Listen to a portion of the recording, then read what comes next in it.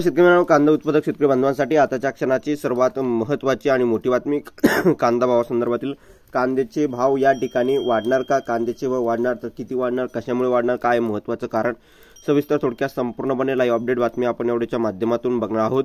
कांद्याची आवक कमी असताना सुद्धा या ठिकाणी भाववाढ होईना, भाववाढ कांदा काय महत्त्वाचे अपडेट संपूर्णपणे जाणून घेता शेवटपर्यंत नक्कीच बघा। व्हिडिओ जर आवडला तर नक्कीच लाईक करा, चॅनलवरती नवीन असाल तर या ठिकाणी बघितलं शेतकरी मित्रांनो तर आपल्या माझा शेतकरी युट्यूब चॅनलला सबस्क्राइब करून चालवले कमेंट घंटा सरकार जेणेकरून नोटिफिकेशन तुमच्यापर्यंत पोहोचते। कांद्याची आवक कमी असतानाही होईना भाववाढ कांदा बघू शकता। सोलापूर सरासरीपेक्षा अधिक पाऊस झाल्याने जिल्ह्यातील अंदाजे 5000 हेक्टरवर अधिक क्षेत्रावर कांदा खराब झालाय।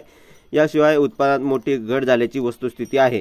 त्याच मित्रांनो गत वर्षीच्या तुलनेत सध्या आवक निम्म्याने कमी असताना आणि निर्यात सुरू असताना देखील कांद्याच्या दरात अपेक्षित सुधारणा झालेली नाही। अजूनही कांद्याचे प्रति क्विंटल दर 3000 रुपयाच्या आतच आहे। शेतकऱ्यांसाठी चित्र सोलापूर बाजार समितीमध्ये पाहायला मिळत आहे। सोलापूर कृषी उत्पन्न बाजार समिती सोलापूरसह नाशिक, धाराशिव, पुणे, सांगली, कोल्हापूर, कर्नाटक मधील विजयपूर, कलबुर्गी येथूनही कांदा विक्रीसाठी येत आहे। पण सोलापूर जिल्ह्यातील बंगरूळ बाजारात मोठ्या प्रमाणात कांदा विक्रीसाठी नेला जात आहे आणि एकंदरीतच त्या ठिकाणी 5 ते 6.5 रुपयापर्यंतचा प्रति क्विंटल भाव मिळाल्याने अनेक शेतकरी सांगत आहेत। परंतु सर्वांनाच त्या ठिकाणी कांदा नेण्याची भाडे परवडत नसल्याने अनेक जण सोलापूर कांदा बाजार समितीमध्ये कांदा घेऊन येत आहेत।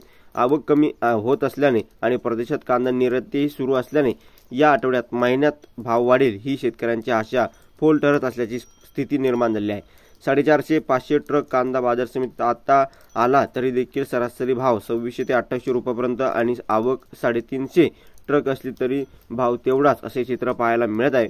कांद्याला प्रति क्विंटल किमान 3500 रुपयापर्यंत सरासरी भाव मिळावा म्हणजे 6000 रुपये प्रति क्विंटल कांदा विकला जावा अशी शेतकऱ्यांची अपेक्षा आहे, जेणेकरून मशागतीसह अन्न खर्च निघून 4 पैसे हाती राहतील अशी आशा आहे। तर या ठिकाणी शेतकऱ्यांना मनात निर्यात बंदीची सुद्धा धास्ती निर्माण झाली आहे।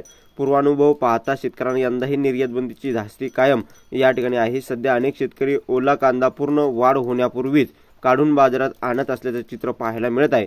ओला कांदा आणल्याने कारण दिले जात असल्याचं त्यांना चांगला भाव मिळत नाही।